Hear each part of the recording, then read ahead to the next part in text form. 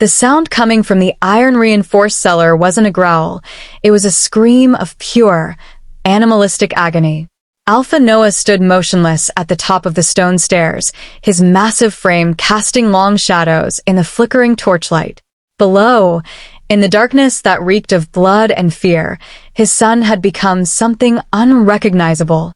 On Noah's desk in the study above lay a heavy gauntlet, its steel plates crushed inward like paper, stained rust-brown with the blood of Marcus, his best lead enforcer. The man had only wanted to bring the boy water. He'd lost 3 fingers for his kindness. Jace was no longer the bright-eyed 8-year-old who'd race through the forest laughing, chasing butterflies with his chubby human hands. He was a 40-pound whirlwind of teeth and claws, a creature trapped in perpetual terror, who hadn't shifted back to human form in 3 weeks. The council's letter sat beside the ruined gauntlet, its words cold and clinical. Either the pup shifts by the next full moon, or he is put down for the safety of the pack. They called it mercy. Noah called it murder. Every expert had tried. The pack's most skilled healers had attempted sedation. Jace had torn through the leather restraints and shredded their medical bags. The council's appointed behavioral specialist had lasted 4 minutes before fleeing with claw marks striping his back. Even Elder Miriam, who gentled 3 feral wolves in her century of life, had emerged from the cellar shaking her head, whispering that the boy was too far gone, lost to the beast. And every expert had bled. Then came Alina. She arrived at dawn on the day before the full moon, escorted by 2 stone-faced guards who looked at her the way one might regard a sacrificial lamb. The pack had gathered without being summoned, drawn by morbid curiosity and the scent of impending tragedy. They lined the training grounds in a silent crescent, waiting to witness either a miracle or a massacre. Alina was nobody, a low-rank Omega from the eastern border territories, her only credentials the puckered burn scars that twisted across both hands like melted wax, and a whispered reputation for calming the wolves no one else could touch. She wore a simple gray dress that had been mended too many times, her dark hair pulled back in a braid that revealed more scars along her neck. When she walked past the gathered pack, they didn't hide their sneers. Lara Jean, the high-ranking beta female who'd been positioning herself as the next Luna, laughed outright. But Alina didn't bring a whip or a cage or silver-threaded nets. She brought a wooden bowl of cool water and a heartbeat that refused to race, even as the cellar door groaned open and that terrible screaming rose up to meet her. Noah watched from the shadows as she descended. The pack held its collective breath, ears straining for the inevitable sounds of violence. In the tension-thick silence of the training grounds, even the wind seemed afraid to move. The monster pup lunged the moment her foot touched the cellar floor, a blur of matted fur and bared fangs, a snarl that spoke of nothing but pain and rage, and the desperate need to make everything hurt as much as he did. Alina didn't flinch. She simply raised her scarred palm, fingers spread, and stood perfectly still. And for the first time in a month, the forest went silent. Could a broken Omega with nothing but her wounds and her willingness to bear them save the boy that an entire pack had already mourned as lost? The guards unbolted the cellar door with hands that trembled despite their warrior training. Iron scraped against iron, a sound that made the assembled pack flinch. Alina stood between them, smaller than both by a head, her scarred fingers clasped loosely in front of her. She didn't look at the crowd pressing close behind the training grounds' wooden barriers. She didn't need to see their faces to feel their judgment radiating like heat from a forge. Omega trash, someone muttered, just loud enough to carry. A ripple of cruel laughter followed. She'll last 30 seconds, another voice predicted. I'm betting on the throat. Lara Jean's honeyed tone cut through the rest. How noble of the alpha to let the damaged goods try first. When she fails, at least we'll know we exhausted every option. The beta female examined her perfect nails, each word dripping with poisoned honey. Even the broken ones. Alina's jaw tightened, but she didn't turn. She'd heard worse. She'd survived worse. The scars on her hands were proof of that. Alpha Noah emerged from the shadows of the cellar entrance, his face carved from stone and grief. His eyes met Alina's for one brief moment, and in them she saw something she recognized, the specific desperation of someone watching everything they love slip away like water through fingers. He nodded once, a gesture so small it might have been imagined. "Last chance to run, Omega," one of the guards whispered as he pulled the door wide. The smell that rolled out was thick and wrong. Blood, waste, terror aged into something solid. "No one will think less of you.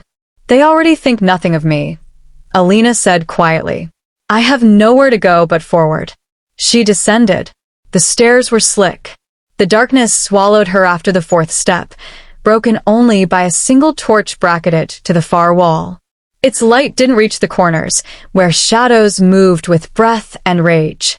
Alina's eyes adjusted slowly, revealing the iron-reinforced walls, the torn bedding scattered across the floor, the deep gouges in the wood where claws had tried to dig toward freedom or death, or anything that wasn't this cage. And there, pressed into the farthest corner, was Jace. He was smaller than she'd expected. A wolf pup grown gaunt from refusing food, his silver gray fur matted with dried blood, some his own, most belonging to others. His eyes were the worst part. They glowed amber in the torchlight, but there was nothing human behind them. Only a cornered animal's mathematics. Calculate threat, choose violence, survive. A low growl built in his chest, continuous as a heartbeat. Alina set down the wooden bowl of water. It sloshed quietly against the stone floor. Then she did something that made the watching pack above gasp in collective horror. She turned her back to him. Not quickly, not carelessly, but with deliberate slowness that said, "I see you, I know what you are, and I trust you anyway."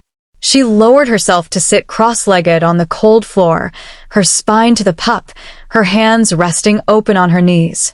The scars caught the torchlight, telling their own story of fire and pain and survival. "I know you're scared," she said softly, her voice barely above a whisper. "I know everyone who's come down here has wanted to control you, to fix you, to make you into what they need you to be." The growling intensified. She heard claws scrape against stone as he shifted his weight. "I'm not here to fix you, Jace. I'm here to sit with you. That's all. Just sit." Above them, the pack waited for screams. Noah's hands gripped the cellar door frame hard enough to splinter wood. Lara Jean smiled, already composing her sympathetic condolences. But in the darkness below, Alina simply breathed and waited and refused to be afraid of a child who'd forgotten how to be anything but a monster. Would patience be enough to reach a soul drowning in its own darkness? The first hour passed in suffocating silence, broken only by the torch's occasional sputter and the scrape of claws on stone. Alina didn't move. Her legs began to ache, then burn, then go numb, but she kept her breathing steady and her back turned. Above, she could hear the pack's restless murmuring fade as they lost interest in a spectacle that offered no blood, no drama, no conclusion. Most of them left. Their footsteps retreated across the training grounds, disappointed. But Noah stayed. She could feel his presence at the top of the stairs, a shadow within shadows, watching with an intensity that prickled across her skin. An alpha's focus was a physical thing, heavy and searching. She wondered if he was waiting for her to fail, or praying for her to succeed. Perhaps both. In the corner, Jace's growling had downgraded from constant threat to occasional warning. A reminder that he was still there, still dangerous, still deciding whether she was prey or predator, or something else entirely. Alina closed her eyes and let her mind drift to a memory she usually kept locked away. Another cellar, years ago. Different walls, different chains, but the same suffocating darkness. The same animal fear. She'd been 12 when the fire started, 14 when she'd finally stopped flinching at every sudden sound. The scars on her hands were nothing compared to the ones nobody could see. "I was trapped once too," she whispered into the darkness. Not to Jace specifically, not to anyone. Just releasing the words into the air like prayers. In a place that hurt, with people who said it was for my own good. A shift in the shadows. The scraping stopped. Everyone told me to be grateful I survived. To be strong. To get over it. Her voice cracked on the last word. But nobody told me it was okay to still be scared. The second hour bled into the third. Alina's water bowl sat untouched. Her spine ached from holding herself so carefully still. She thought about her tiny room at the pack's edge, about the garden she tended in stolen moments, about how she'd learned to make herself small and quiet and forgettable because being noticed meant being hurt. But here, in this cellar with this broken child, she couldn't afford to be small. A sound made her breath catch, not a growl this time, but something closer to a whimper. So quiet she almost missed it beneath her own heartbeat. She didn't turn around, didn't react, just kept breathing. Another sound, barely audible. The whisper of paws against stone. Closer now. Close enough that she could smell him, blood and fear, and the wild bitter scent of a wolf who'd been trapped too long in his own skin. The fur on the back of her neck stood up in instinctive warning. Every prey animal instinct screamed at her to run, to fight, to do anything but sit here defenseless, while a feral predator circled closer. But Alina had learned long ago that sometimes the only way through terror was to stop running from it. She felt his breath first, hot and damp against her scarred hands. Then the cold press of his nose as he sniffed her knuckles, her wrists, the puckered skin that told stories of fire and pain. His snuffling investigation was thorough, almost clinical, as if he was reading her history in scent and texture. At the top of the stairs, Noah leaned forward, every muscle tense to intervene. His wolf surged beneath his skin, demanding he protect her, stop this, not let his son hurt another person. But something, instinct or desperation or the way Alina sat so perfectly still, kept him frozen in place. Jace's wet nose traveled up Alina's arm, across her shoulder, to the scars that twisted along her neck. He huffed once, a sound almost like recognition. Like he understood, in whatever was left of his conscious mind, that she wore her wounds on the outside the way he wore his on the inside. Then the warmth of his head pressed against her lap. The weight was substantial, 40 pounds of wolf pup, his blood-matted fur ruff against her gray dress. Alina's breath hitched. Slowly, so slowly it took every ounce of control she possessed. She lowered one scarred hand to rest gently on his head. Her fingers found the soft spot behind his ear, the place where the fur was still clean and silver pure. She stroked once. Twice. Jace's body shuddered, a full spine tremor that rattled through them both. For a terrible moment, she thought he would bite, would snap back to violence, would prove everyone right about how far gone he was. Instead, he sighed. It was the sound of someone who'd been holding their breath for 3 weeks finally remembering how to exhale. His amber eyes slid closed. His massive paws relaxed against the stone. And there, in the blood-stained darkness of the cellar, the monster pup simply rested. Alina looked up through the dimness to where Noah stood frozen at the top of the stairs. Their eyes met across the distance. In his, she saw something that terrified her more than fangs or claws ever could. Recognition, wonder, and a hunger that had nothing to do with violence. He saw her. Not her scars. Not her rank. Her. Could healing a broken child be the first step toward healing a broken alpha's heart? Dawn arrived like a whisper, pale light filtering through the cellar's single high window. Alina hadn't slept. She'd barely moved, afraid that any shift in position would break whatever fragile spell had allowed Jace to finally rest. Her arms had gone numb hours ago, cradling the wolf pup against her chest as his breathing deepened into something that almost resembled peace. The guards had changed twice during the night. Each time, they'd peered down into the darkness, seen her still sitting there with the pup's head in her lap, and retreated with hushed whispers that spread through the pack house like wildfire. The Omega was still alive. The monster pup hadn't torn her apart. Something impossible was happening in the cellar. Noah had never left his post at the top of the stairs. Alina could feel him there, a silent sentinel keeping watch through the endless dark hours. Once, around midnight, she'd heard him speak quietly to someone, sending away food, dismissing concerns, his voice rough with exhaustion and something that might have been hope. Now, as golden morning light painted the stone walls, Jace stirred in her arms. His body twitched, paws flexing in dreams of running or fighting or perhaps finally, of being safe. Alina hummed softly, a tuneless melody her own mother had sung before the fire, before everything had turned to ash and screaming. Then the shift began. It started as a shimmer beneath his fur, like heat waves rising from sun-baked stone. Alina gasped as she felt bones restructure beneath her hands, the strange fluid sensation of a body remembering its original shape. The transformation was nothing like the violent, controlled shifts she'd seen adult wolves perform. This was gentle, almost reluctant, as if Jace's human form was coaxing his wolf self to come home. Silver fur receded. Paws became small fingers. The muzzle shortened into a child's face, still round with baby fat despite 3 weeks of refusing food. And there, sleeping in her arms where a feral beast had been moments before, was an 8-year-old boy. He was painfully thin, his skin marked with healing scratches and old bruises. His hair was the same silver gray as his wolf coat, matted and wild. But his face was peaceful, unmarked by the terror that had twisted it into something monstrous. He looked like what he was, a child who'd survived something no child should ever face.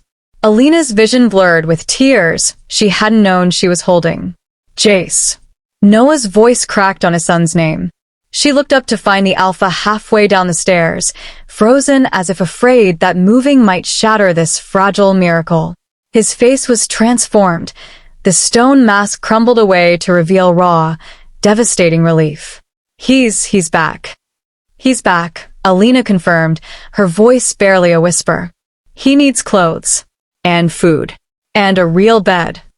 Noah moved then, descending the rest of the stairs with the careful quiet of a man approaching something sacred. He shrugged out of his heavy jacket and draped it over his son's naked, sleeping form. His hands trembled as he tucked it around Jace's shoulders. I don't understand, he said, kneeling beside them.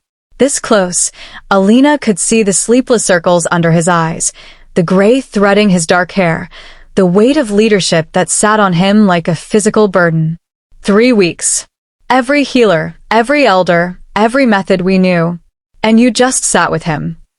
Sometimes sitting is all anyone needs, Alina said softly. Someone who won't run. Someone who isn't afraid of the broken parts. Noah's eyes found hers in the dim light. Why aren't you afraid? The question hung between them, heavy with meaning. Alina looked down at Jace's sleeping face, then at her own scarred hands still cradling him.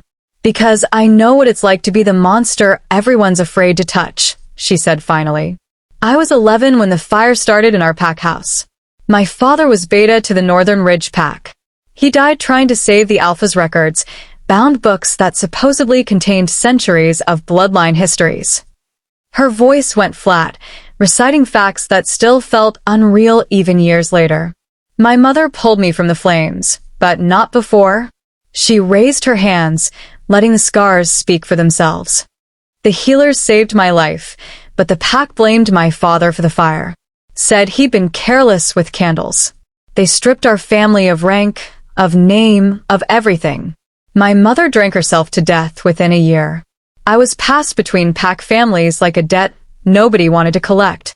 Each one took me in out of obligation and got rid of me as soon as they could. The scars on your neck, Noah said quietly. Those aren't from the fire. No. Alina's hand moved unconsciously to her throat. Those are from the family who thought a disfigured Omega girl wouldn't be believed if she told anyone what they did in the dark. Noah's jaw clenched, his wolf rising behind his eyes, not in threat, but in rage at a cruelty he couldn't retroactively stop. I learned to make myself invisible, Alina continued. To be useful without being seen. To gentle wounded animals because they were the only creatures who didn't care what I looked like. She looked at him directly, her dark eyes unflinching. Jace wasn't feral because of trauma to his body, Alpha. He was feral because trauma convinced him that being human meant being vulnerable, and being vulnerable meant being destroyed. He needed someone who understood that fear from the inside.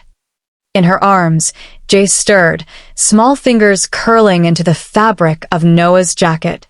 The boy mumbled something in his sleep that sounded like safe.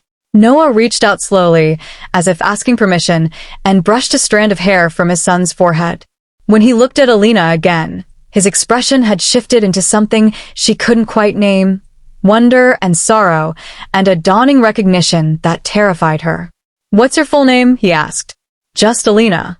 I lost the right to a family name years ago." "Not anymore." His voice held the iron weight of an alpha's decree. "As of this moment, you are Alina of Silver Wood, under my protection. No one touches you. No one dismisses you. And when my son wakes up and asks for the woman who saved his life, you will be here." The certainty in his words felt like a hand reaching into dark water, offering to pull her toward light she'd stopped believing existed. But Alina had learned long ago that hope was dangerous, that reaching for good things only meant falling harder when they were inevitably taken away. Still, as morning sun spilled across the three of them, broken Alpha, broken Omega, broken child made whole, she let herself wonder, could the courage to sit with someone else's pain finally teach her that she deserved to be held through her own? The healing garden had been Alina's refuge for the 2 years she'd lived on the edges of Silverwood territory. It occupied a forgotten corner behind the pack house, where ancient stone walls created a sun trap that coaxed even the most reluctant plants into bloom.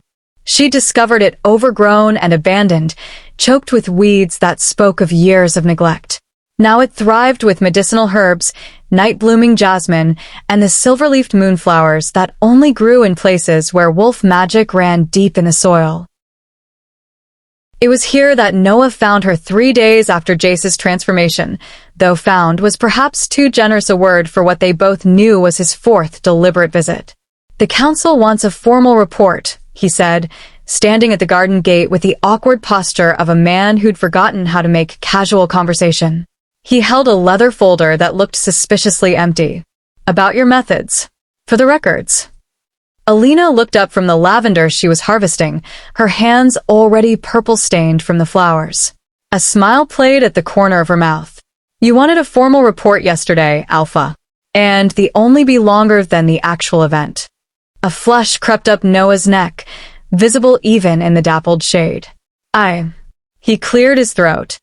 "How is he today?" "Jace is perfect," she said, and meant it. "He helped me water the wolfsbane this morning, very carefully after I explained why we don't touch it with bare hands. He wanted to know if it could protect the garden from bad wolves." Her expression softened. "He's still processing what happened. The nightmares are getting better, but he won't sleep unless I sit with him." "You're exhausted." It wasn't a question. Noah stepped into the garden proper, letting the gate swing closed behind him. "You've been sleeping on the floor of his room for 3 nights. The chair was uncomfortable. There's a guest room directly across from his, with an actual bed. And what happens when he wakes up screaming and I'm not there?" Alina returned to her lavender, cutting stems with practiced efficiency. "He needs consistency right now, Alpha. Someone who doesn't disappear." Noah moved closer, drawn by something he couldn't name, or wouldn't let himself name. In the garden's golden afternoon light, Alina looked nothing like the terrified Omega who descended into the cellar. Her dark hair had escaped its braid, curling around her face in a way that made her look younger, almost carefree.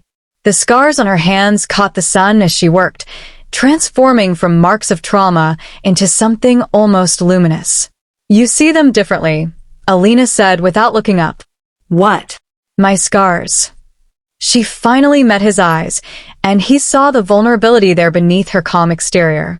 "Most people look away. You look at them like they're, I don't know, maps to somewhere important." Noah crouched beside her, close enough that their shoulders almost touched. He reached out slowly, telegraphing his movement, and caught her wrist gently.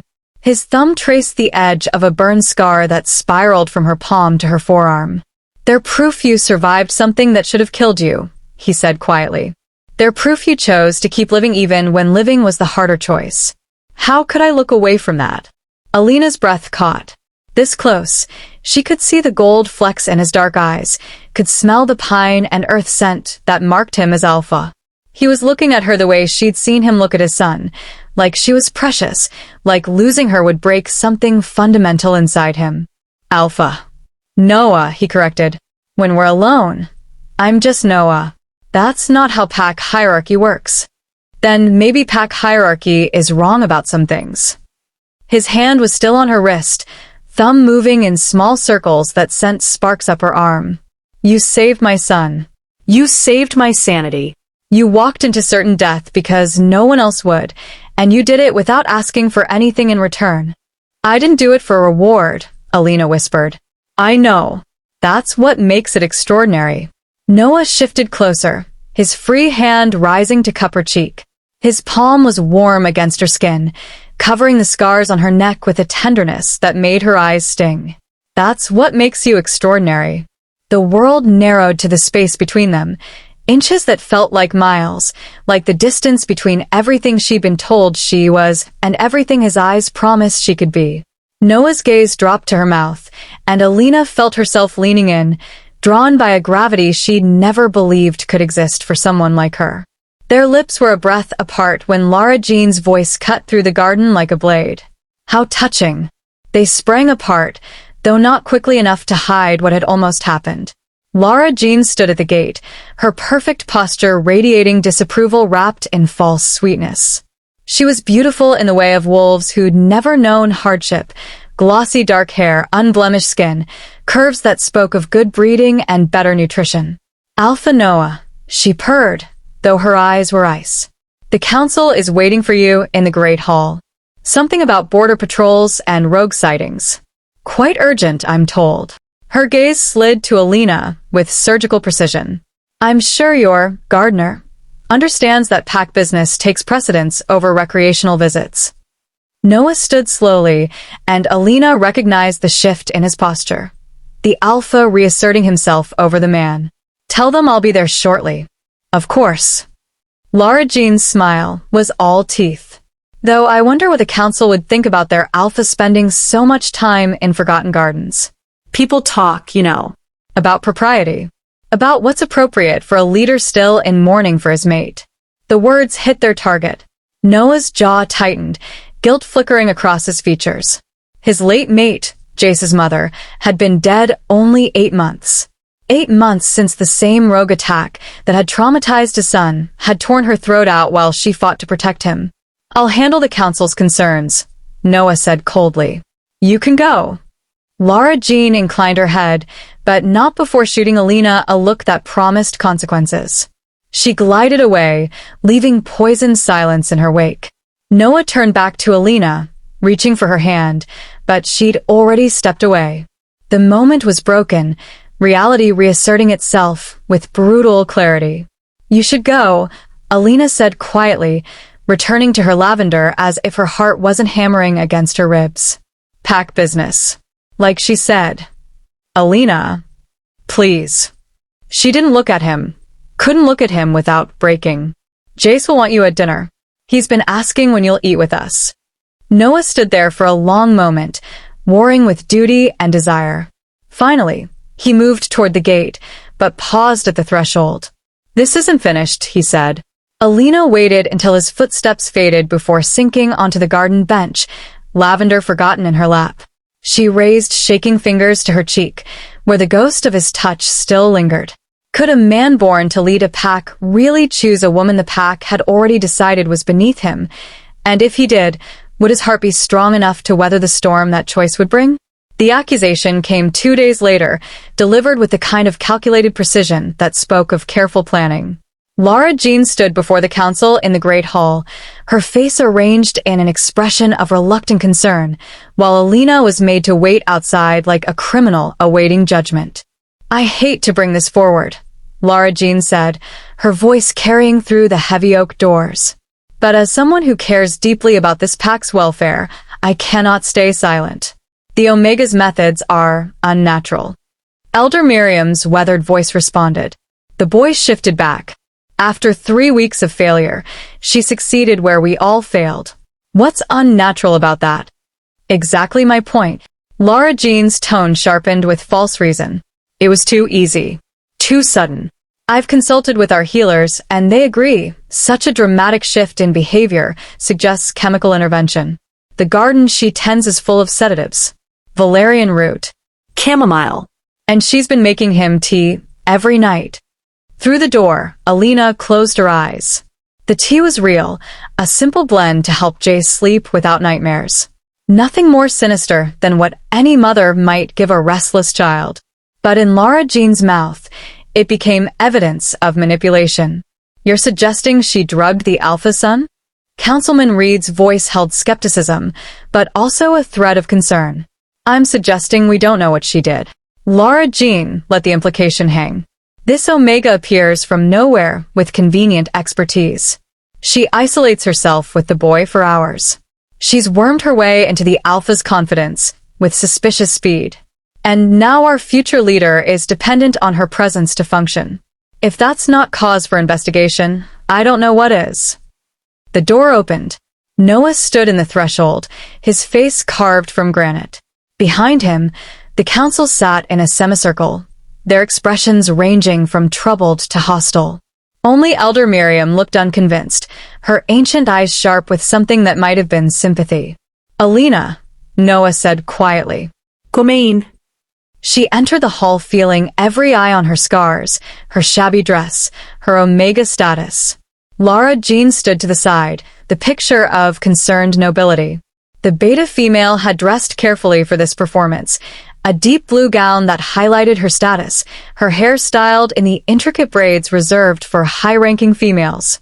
Did you give my son anything beyond food and water? Noah asked. His voice was neutral, but Alina could see the tension in his shoulders, the way his hands gripped the arms of his chair. Herbaltea, Alina answered honestly. Chamomile, honey, a touch of lavender. To help him sleep. Nothing sedating, nothing that would alter his mind. Just comfort. Comfort, Lara Jean repeated, making the word sound obscene. How convenient that you're the only one who can provide it. How convenient that the Alpha now comes to your garden daily. That you sleep in his son's room. That you've inserted yourself into the center of pack leadership within days of arriving. I was brought here, Alina said, her voice steady despite the trembling in her hands. I didn't insert myself anywhere. I was asked to help, and I helped. By making yourself indispensable.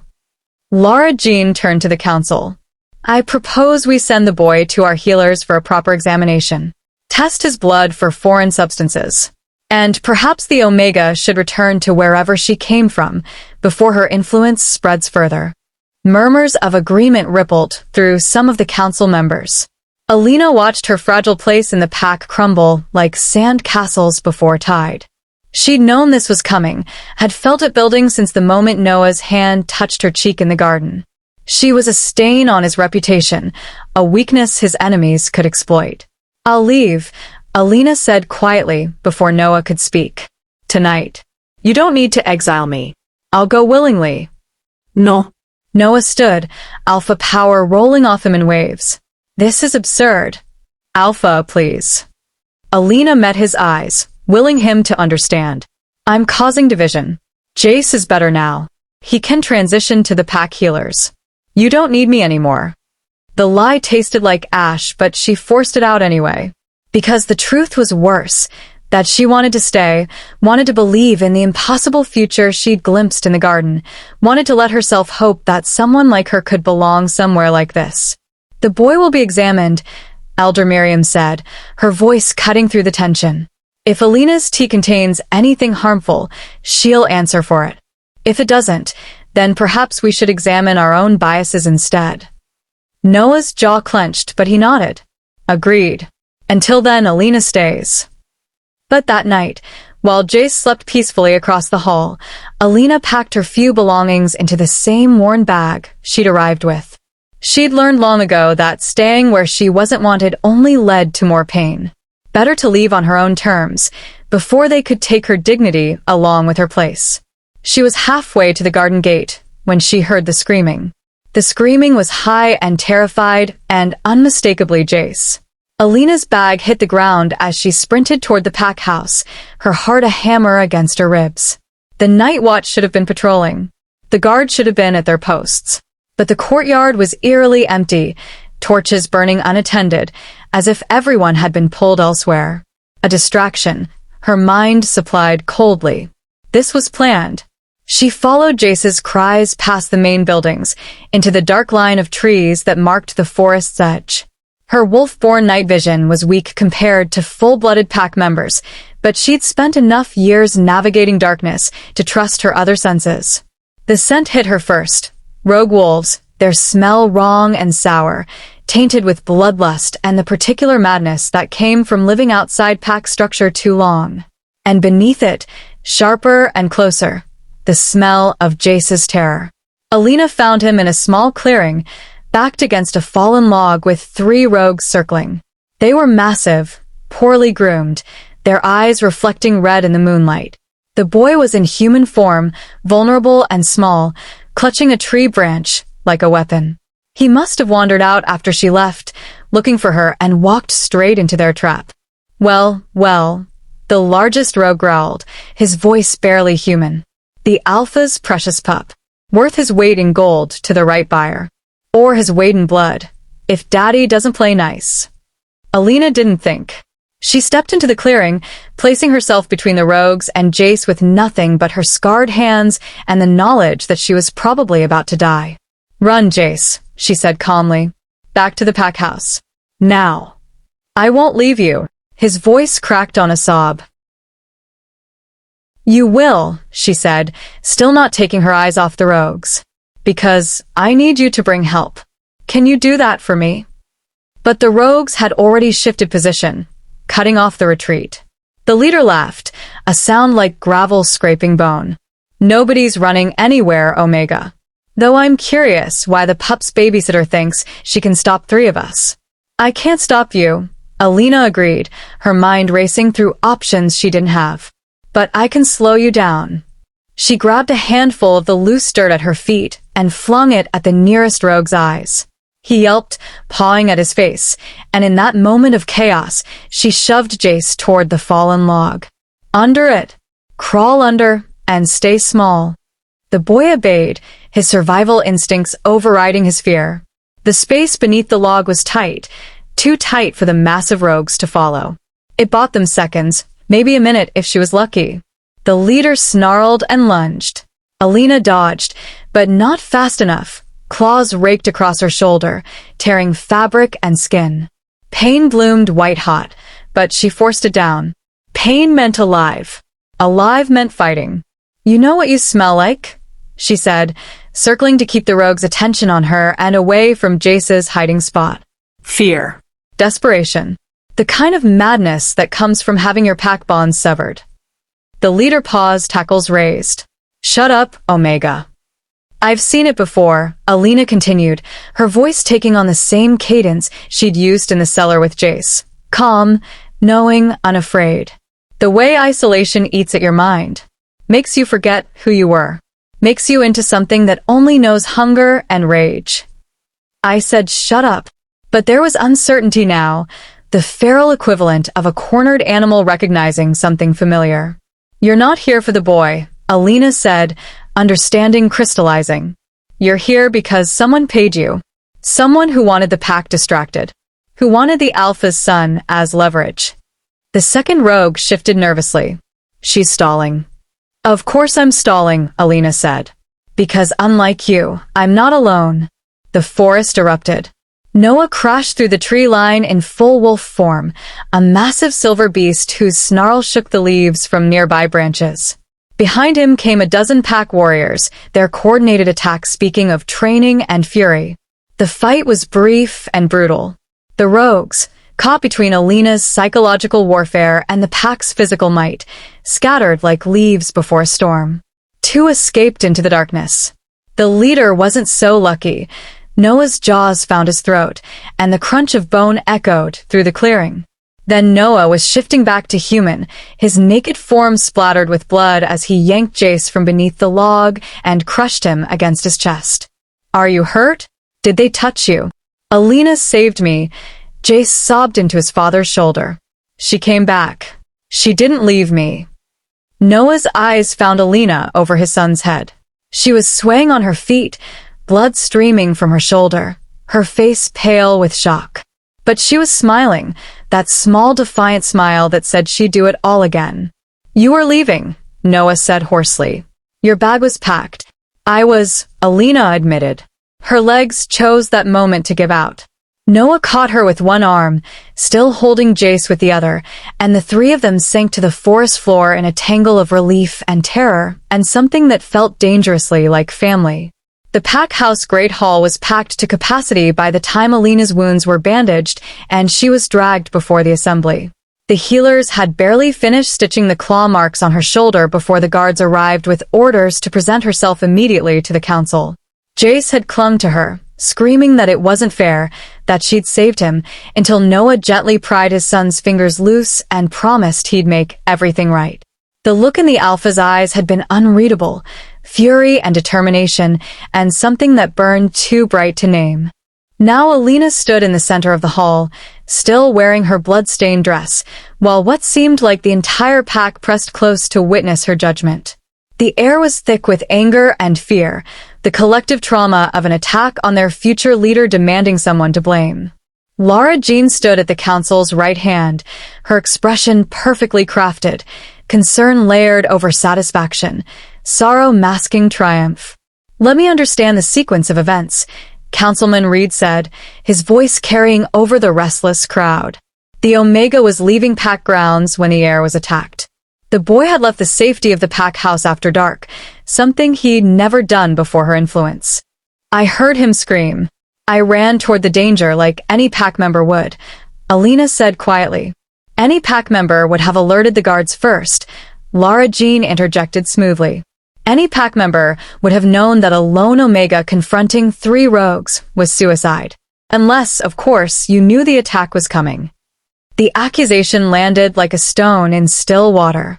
Alina's breath caught. This wasn't just about exile anymore. This was about treason. "You think I arranged an attack on a child I've spent every waking moment protecting?" Alina's voice shook with rage. "I think you've manipulated your way into the Alpha's household with remarkable efficiency," Lara Jean replied. "I think tonight's convenient heroics are just another step in whatever game you're playing." The crowd's murmur grew louder, angrier. Alina could see it in their faces, the willingness to believe the worst, because it was easier than accepting that an Omega had accomplished what their elite warriors couldn't. "The rogues spoke of payment," Elder Miriam said, her ancient voice cutting through the noise. "They were hired. If Alina arranged this, where would she get the resources? She owns nothing but the clothes on her back. Perhaps she has allies we don't know about," Councilman Reed suggested darkly. "Enough." Noah's voice cracked like thunder. He'd been standing in the shadows, still wearing clothes thrown on after the fight, blood mixed on his skin. Now he strode forward, and the crowd parted before him, like the sea before a storm. "This assembly is built on lies and cowardice," he said, his alpha power filling the hall until even the council members flinched. "You want to exile the woman who saved my son, twice, because accepting her competence means accepting your own failure." "Alpha," with respect, Lara Jean began. "You will be silent." Noah didn't even look at her. His eyes were locked on Alina, burning with an intensity that stole her breath. "Every word from your mouth tonight has been poison disguised as concern." He turned to face the assembly, his broad shoulders blocking Alina from their hostile stares. "Alina of Silverwood walked into a cellar every expert in this pack declared a death sentence. She sat with my feral son while you placed bets on how quickly she'd die. She succeeded through empathy and courage while you failed with force and arrogance." His voice dropped, became something quieter, but infinitely more dangerous. "And tonight, she put herself between 3 rogues and my heir with nothing but her bare hands." "She's an Omega," someone shouted from the crowd. "She has no rank, no family. She has me." The hall went silent. Noah moved to Alina's side, his hand finding hers. Their fingers intertwined, his grip firm and possessive and utterly public. "I've watched this pack treat her like garbage. I've watched you mock her scars and question her motives. And through all of it, she's shown more grace and strength than any of you deserve." "Alpha Noah," Elder Miriam said carefully, "what exactly are you saying?" "I'm saying that Alina is not leaving Silverwood Pack. Not tonight, not ever, unless she chooses to go." He turned to face Alina fully, and she saw everything in his eyes. The grief he'd carried, the hope she'd rekindled, the absolute certainty of his choice. I'm saying that the woman who healed my son has also healed something in me I thought was dead. You can't be serious, Lara Jean breathed, her perfect composure finally cracking. You would bind yourself to an Omega? You would make her my Luna. Noah said it clearly, letting each word fall like a hammer blow. My mate. My equal. Yes. The hall erupted. Voices rose in shock, in outrage, in disbelief. This wasn't just unusual, it was unprecedented. Alphas didn't choose Omegas. This is madness. Councilman Reed stood, his face flushed. The pack will never accept. The pack will accept what I tell them to accept, Noah said, his voice dropping to a growl that vibrated with alpha command. Or they can challenge me for leadership. Here. Now. No one moved. Noah looked down at Alina, his scarred warrior's hand still clasping her damaged healer's fingers. I'm not asking you to stay because I need you for Jace. I'm asking because I need you for me. Because in a world that told you that you were broken and worthless, you chose to be kind anyway. And that's the kind of strength I want beside me. Alina's vision blurred with tears. I'm nobody. I'm just. You're everything. He said it simply like fact. But this is your choice. I won't force a bond you don't want. If you want to leave, I'll give you safe passage and enough resources to start fresh anywhere you choose. She looked past him at the assembled pack, at their shocked faces, their prejudice, their fear of change. Then she looked at Noah and saw a man offering her not just protection, but partnership. Not just a place to stay, but a place to belong. If I stay, Alina said slowly, I stay as myself. The scars don't hide. The past doesn't disappear. I won't pretend to be something I'm not. I don't want you to be anything but exactly who you are, Noah said. She took a shaking breath. Then I stay. The words were barely out before Noah pulled her close, one hand cradling the back of her head, the other splayed possessively across her lower back. He looked at her for one long moment, asking silent permission, and when she nodded, he lowered his mouth to the junction of her neck and shoulder. The claiming bite was swift and sure, his canines piercing skin in the ancient ritual that bound Alpha to Luna. Alina gasped at the sharp pain that blossomed into warmth spreading through her veins, a connection snapping into place like a key turning in a lock. When Noah pulled back, his lips were stained with her blood, and his eyes glowed gold. Mine, he said, loud enough for the entire hall to hear. My Luna. Anyone who wants to challenge that can take it up with me directly. The bond hummed between them, new and fragile and absolutely unbreakable. The marking ceremony was scheduled for the next full moon, giving the pack exactly 7 days to adjust to their new reality. 7 days of whispered conversations that stopped when Alina entered a room. 7 days of Lara Jean's cold silences and the council's thinly veiled disapproval. 7 days of wondering if Noah would change his mind once the heat of the moment faded and political reality set in. But every morning, Noah appeared at her door with breakfast. Every afternoon, he found reasons to seek her out. A question about Jace's progress, a request for her opinion on border patrols, excuses that became thinner and more transparent until he stopped pretending and simply said he wanted her company. Every evening, they sat together while Jace fell asleep, and the bond between them hummed stronger, pulling tighter, until Alina could feel Noah's emotions like echoes of her own. The ceremony itself was held in the pack's sacred grove, where ancient oaks formed a natural cathedral and moonlight filtered through leaves like silver rain. The entire pack gathered in concentric circles around the central clearing, their formal dress a sea of traditional colors, deep greens and earth browns, the shades of forest and territory. Alina wore white. It was Elder Miriam's idea, delivered with a sharp smile that suggested the old woman enjoyed breaking conventions as much as Noah did. Let them see you, she'd said, fastening the simple gown that left Alina's arms and shoulders bare. Let them see every scar, every mark of what you survived. Let them understand what strength really looks like. So Alina stood in the center of the grove wearing a dress that hid nothing, her burn scars visible in the moonlight, her hair loose around her shoulders. She'd refused the traditional flowers, the ornate jewelry. All the decorations meant to make Alina look like a prize worth claiming. She was not a prize. She was a partner, and she would be claimed as herself or not at all. Noah stood across from her in ceremonial robes that marked him as Alpha, dark leather worked with silver thread, his family's crest embroidered over his heart. But his eyes never left her face, and in them she saw no regret, no hesitation.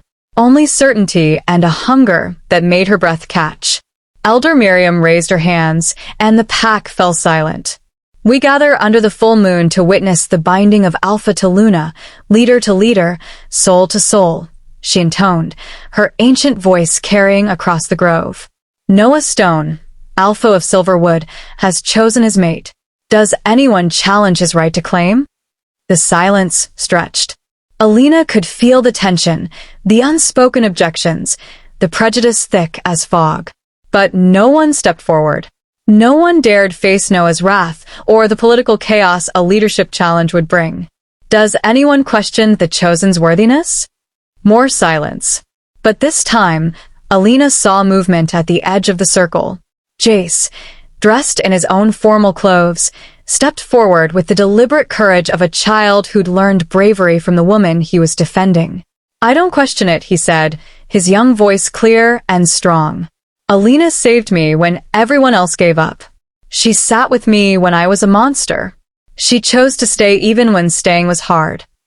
He looked directly at Lara Jean, at the council members, at every face that had sneered at Alina's scars.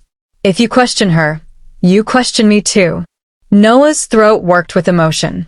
Elder Miriam's smile widened. Then let the claiming commence, she said. Noah crossed the clearing in 3 long strides.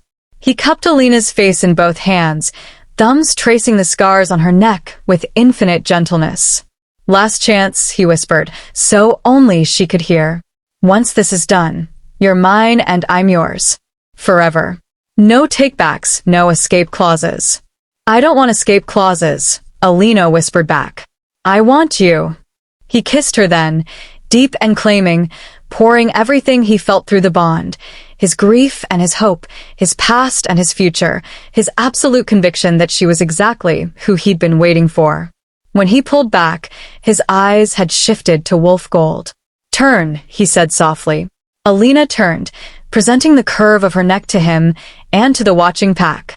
Her heart hammered against her ribs, but her hands were steady. This was her choice. Her future. Her family. Noah's breath was warm against her skin. I claim you, he said, loud enough for every wolf to hear. I bind myself to you. I mark you as mine, as my equal, as my Luna. From this moment until our last breath, you are pack, you are family, you are home. His teeth sank into the junction of her neck and shoulder, deeper than the first bite, permanent and possessive. The pain was sharp and bright, but it dissolved instantly into something else, a rush of connection so intense it drove her to her knees. She felt Noah catch her, felt him follow her down, felt the bond slam into place like a door closing and locking and sealing them together. When he released her, blood trickled down her shoulder, and the mark glowed faintly silver in the moonlight, the physical manifestation of their bond, visible proof that she belonged here, that she was Luna, that no one could take this from her. The pack erupted in howls, the traditional acceptance of a new Luna. Not all of them were enthusiastic. Alina could pick out the reluctant voices, the ones howling from obligation rather than joy. But they howled nonetheless, acknowledging what had been done. Noah helped her to her feet, his arm around her waist, supporting her through the bond shock. They turned together to face the pack, Alpha and Luna united. And then Jace was there, crashing into both of them with the force of a small hurricane, his arms wrapping around Alina's waist as he buried his face in her dress. Mama, he said, the word muffled but clear. You're really staying. You're really my mama now. Alina's hands found his hair, and she looked up at Noah through tears she didn't bother hiding.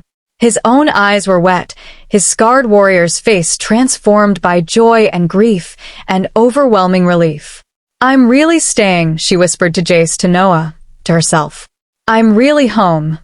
5 years had transformed Silverwood from a pack built on strength and hierarchy into something softer and infinitely more powerful, a sanctuary for the broken, the lost, the ones other packs had given up on. The healing garden had expanded to cover nearly an acre, its pathways winding between beds of medicinal herbs and the moonflowers that bloomed only after dark. And in the center, where Alina had once sat alone with her scars and her secrets, there was now a circle of young wolves learning that survival was only the beginning of healing. Jace stood among them, 13 now and already showing signs of the leader he would become. His silver hair caught the afternoon sun as he knelt beside a trembling pup who'd arrived 3 days ago, feral and starving, pulled from a collapsed den where rogues had slaughtered her family. The girl wouldn't shift, wouldn't eat, wouldn't look anyone in the eye. But Jace knew what to do. Alina had taught him. "I was like you once," he said quietly, his hand resting gently on the ground near the pup, close enough to offer comfort, far enough to respect her fear. "I forgot how to be human. Forgot that being vulnerable didn't mean being weak. Someone sat with me until I remembered." From the balcony of the pack house, Alina watched her son with pride that swelled almost painfully in her chest. Noah's arm was wrapped around her waist, his chin resting on her shoulder, their bond a constant warm presence that still amazed her after 5 years of marriage. "He's incredible," Noah murmured. "He has your gift." "He has our gift," Alina corrected. "The strength you taught him and the empathy I showed him. That's what makes him whole." Below, the feral pup inched closer to Jace. It would take time. It always did. But Alina knew the girl would eventually shift, would eventually trust, would eventually join the small army of rescued wolves who now called Silverwood home. The pack had changed too. Lara Jean had left within a month of the marking ceremony, unable to stomach her diminished status. Half the old council had retired, replaced by wolves who understood that true strength came in many forms.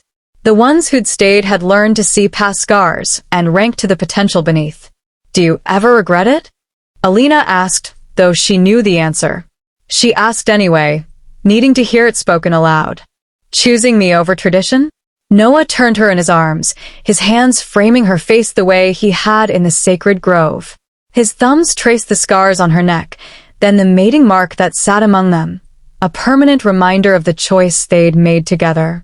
"Every time I see our son help another broken pup heal, I know I made the right choice," he said. "Every time you transform someone's pain into purpose, I know I chose wisely. Every morning I wake up next to you, I know I chose love over duty, and that made all the difference." From the garden, Jace's voice rose in triumph. She shifted. "Mama, Dad," she shifted. They looked down to see the small girl in human form for the first time, crying in Jace's arms while the other rescued pups gathered around her with understanding and acceptance. A family built not on blood or rank, but on the shared knowledge of what it meant to survive, to hurt, to heal. Alina leaned into Noah's embrace, watching their legacy unfold in the garden below. She'd spent so many years believing her scars made her less, that her past disqualified her from joy, that broken things couldn't be beautiful. But she'd learned the truth that now echoed through every corner of Silverwood Pack. The most wounded souls, given the courage to be vulnerable, often hold the greatest power to heal. And sometimes, the courage to sit with someone's pain, and your own, is the bravest thing you'll ever do.